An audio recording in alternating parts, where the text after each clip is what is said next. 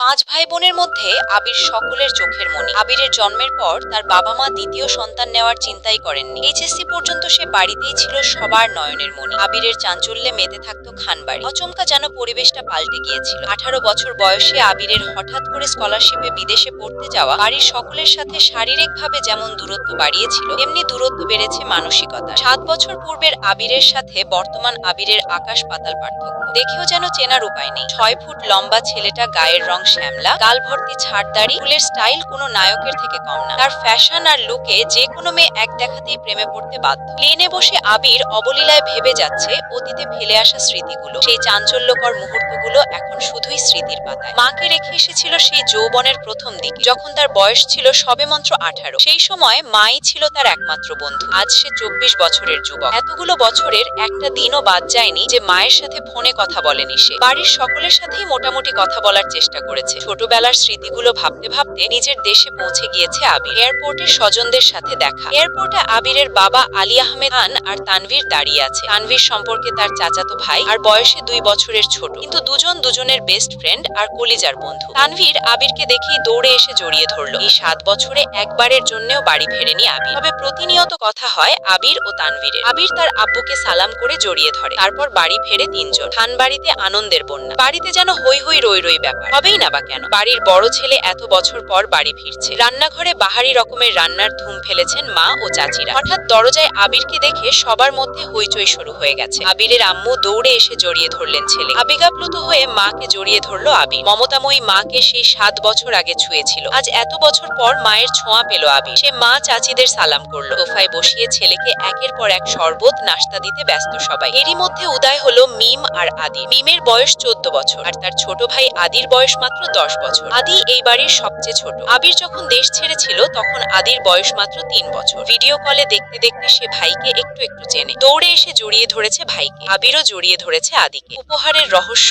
ও বিতরণ। মিম ও আদি জিজ্ঞেস করছে, ভাইয়া আমার জন্য কি এনেছো? আবির যেই না উঠতে যাবে মা চাচিরা উঠতে দিচ্ছে না। আজ শরবত খাবি তারপর উঠবি। আবির তানভীরের দিকে তাকিয়ে বলল, ওই লাগেজটা নিয়ে আয় তো। তানভীর একটা লাগেজ টান দিতে যাবে। আবির আচমকা বসা থেকে দাঁড়িয়ে ধমকে উঠল, ওইটাতে ছবি না। তানভীর সহ বাড়ির সকলেই যেন অবাক হয়ে গেল। আবির আবার ঠান্ডা মাথায় বলল, পাশের লাগেজটা নিয়ে আয়। তানভীরও তার কথা মতো লাগেজ নিয়ে আসলো। লাগেজ খুলে যে যার মতো জিনিস বের করছে আর জিজ্ঞেস করছে কোন টাকা। আবির শরবত খেতে খেতে উত্তর করছে, আদির জন্য বিদেশি দামি দামি খেলনা, মিমের জন্য ড্রেস ও কসমেটিক্স বক্স, মা চাচিদের জন্য অনেক গিফট আর তানভীরের জন্য মোবাইল, একটা ল্যাপটপ সহ অন্যান্য গিফট। সেখানে আলাদা আরেকটা ল্যাপটপ দেখে মিম জিজ্ঞেস করলো, ভাইয়া এই ল্যাপটপটা কি তোমার? আবির উত্তর দিল, না এটা মেঘের। মেঘের মা হালিমা খান জিজ্ঞেস করলেন, মেঘের ল্যাপটপ কি দরকার বাবা? আবির বলল, ওর তো এইচএসসি পরীক্ষা শেষ, সামনে অ্যাডমিশন টেস্ট আছে, অনেক কিছু জানার বা পড়ার দরকার আছে। মোবাইল দেখে পড়ার থেকে ল্যাপটপে সুবিধা হবে তাই নিয়ে এলাম। মিম আবদার করে বলল, আমার জন্য নিয়ে আসতে একটা। আবির অবলীলায় হেসে উত্তর দিল, তোর 18 বছর হলে তোকেও কিনে দেবো, চিন্তা করিস না। মিম খুশিতে গদগদ হয়ে বলল,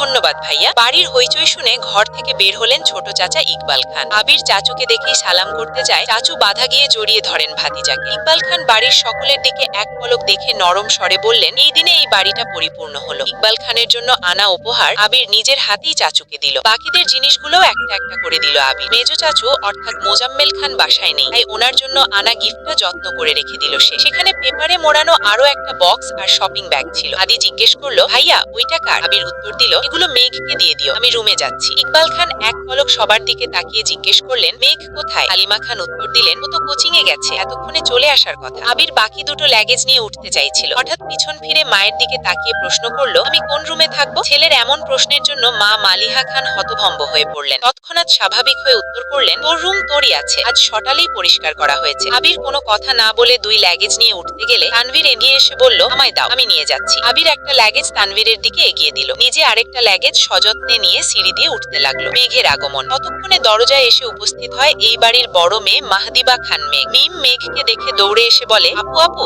আবির ভাইয়া এসেছে। সিঁড়ির দিকে তাকায় মেঘ। লম্বা, স্বাস্থ্যবান, সুপুরুষ দেহি একজন মানুষ হাতে লাগেজ নিয়ে সিঁড়ি দিয়ে উঠছে। শুধু তার পিছন দিকটা দেখা যাচ্ছে। মেঘ ভেতরে ঢুকে সবার হাতে গিফট দেখে এদিক ওদিক তাকায়। ততক্ষণে আবির নিজের রুমে চলে গিয়েছে। মেঘের মা হালিমা খান মেয়ের দিকে এগিয়ে এসে বলেন, তোর জন্য গিফট এনেছে। মেঘ তাকিয়ে বলে, কি গিফট? সোফায় রাখা ল্যাপটপের দিকে চোখ পড়ে মেঘের। সে ছুটে যায় ল্যাপটপের কাছে। এটা কি আমার? মিম বলে, হ্যাঁ আপু এটা তোমার। বক্সটা আর শপিং ব্যাগটাও তোমার। ল্যাপটপটা ঘুরিয়ে ফিরিয়ে দেখছে মেঘ, যেন আকাশ কুসুম কিছু পেয়ে গেছে। তারপর শপিং ব্যাগটা একটু খুলে দেখলো দুটো ড্রেস মনে হচ্ছে। সে ল্যাপটপ আর বক্সগুলো নিয়ে নীরের রুমে চলে গেল। গল্পটির পরবর্তী পার্টের জন্য চ্যানেলটি সাবস্ক্রাইব করে পাশে থাকুন।